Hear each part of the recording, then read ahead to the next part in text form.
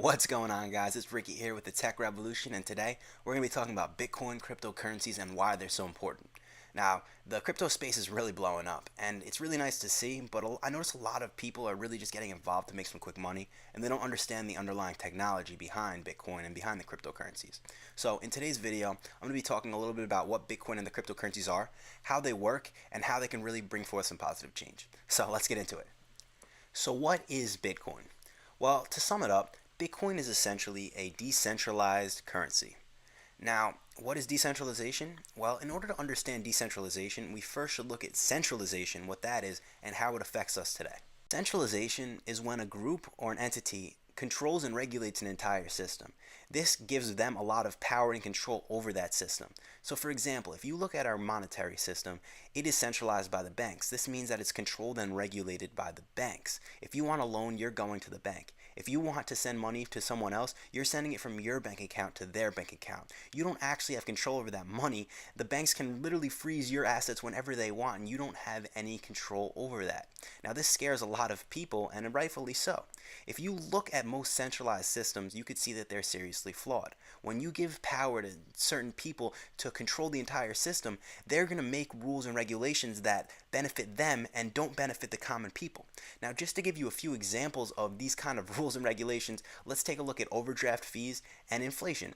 Overdraft fees is when a bank charges you for not having any money in your bank account. So, for example, Bank of America charges you $35 if you don't have any money in your bank account. If you don't pay that, they're going to charge you another $35. So what they're doing is literally charging broke people for being broke, and it's kind of disgusting. Now, if we take the concept of inflation, since the dollar was taken over by the Federal Reserve in 1913, the dollar has lost 97% of its value. Now, let me explain to you how this happens.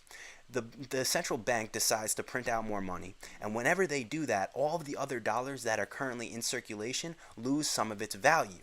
So you could have $20,000, and then a year later that $20,000 can be worth much less because there is now more dollars in the circulation.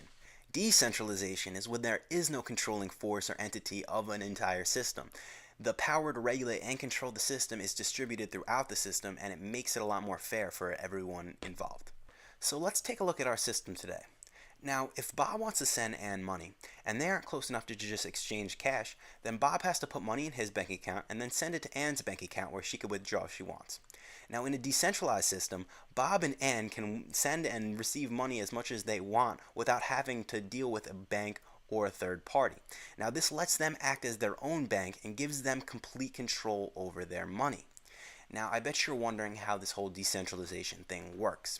So let's take a look at the technology that Bitcoin and the other cryptocurrencies are built on top of, called the blockchain. The blockchain is essentially a database or a ledger which is used to store all of the transactions on the network. Simply put, you could think of the blockchain as a chain of blocks because that's kind of what it is. Whenever there's a new transaction, it's stored in a block. This block is then sent out to the network to be validated, and then once it's validated, it's added to the existing blockchain. So let's talk about a few of the characteristics of the blockchain. For one, it is uneditable.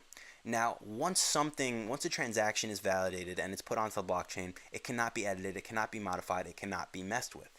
Two, there is only one version of the blockchain. So each person on the network doesn't get their own version of the blockchain. There's only one which is accessible by everybody. And three, miners are used to validate the network and validate the transactions throughout the network. Now, the blockchain is way more complicated than that, but those are just three main concepts that'll help you kind of grasp how the blockchain actually works. So what exactly is a miner? Because this topic seems to be very popular among newcomers. So let's talk about it.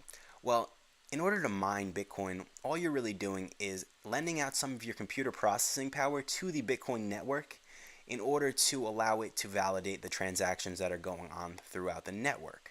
Now, what your computer is doing is really just solving some complex mathematical problems to basically validate that the person who is sending the Bitcoin is who they say they are and the transaction isn't being messed with. Now, anyone can really become a miner. All you really need to do is download some software, but it's really inefficient to do on your laptop, and if you're really interested in doing it, I advise you to buy some CPUs and actually set up a decent mining rig. So let's just walk through a basic transaction. If person A wants to send money to person B, they're going to send it to their public address.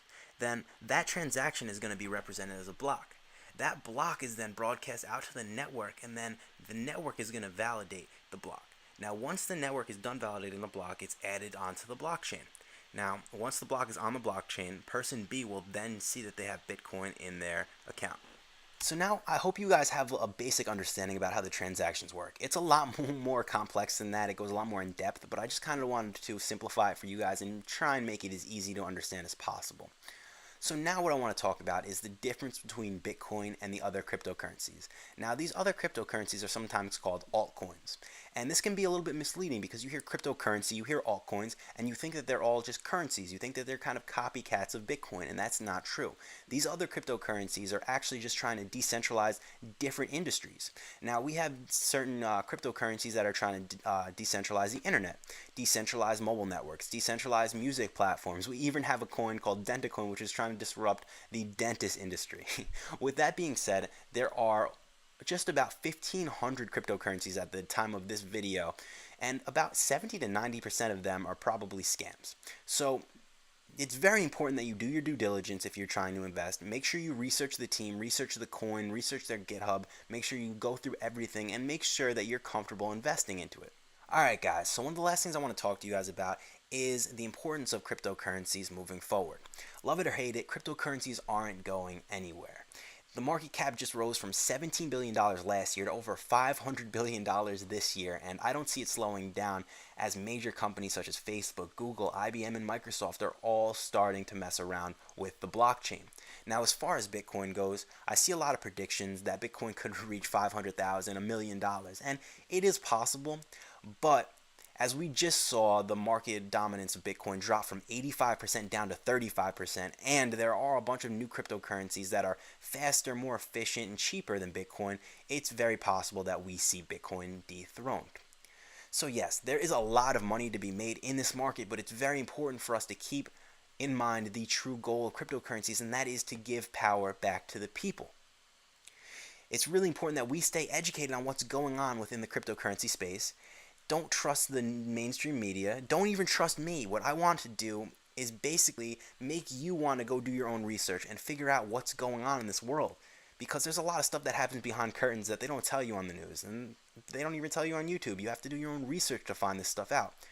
So with that being said, do your due diligence, find out what's going on, and get involved. You're going to hear a lot of people talk about how risky it is to own cryptocurrencies. It is a lot more risky to not own cryptocurrencies, and I can tell you that with 100% positivity, man. The dollar is not exactly the most stable currency right now. A lot of foreign countries are starting to not even accept the dollar anymore, so just understand that cryptocurrencies are the future. Alright guys, that's going to wrap it up for this video. I really appreciate you guys taking the time to watch the video, and I really hope I was able to give you guys some value. If you enjoyed the video, throw me a thumbs up, subscribe to the channel, and comment below. Let me know what your thoughts are on the cryptocurrency movement. If you agree with me, if you disagree, it doesn't matter. I want to hear your perspectives. I want to learn from what you guys have to say.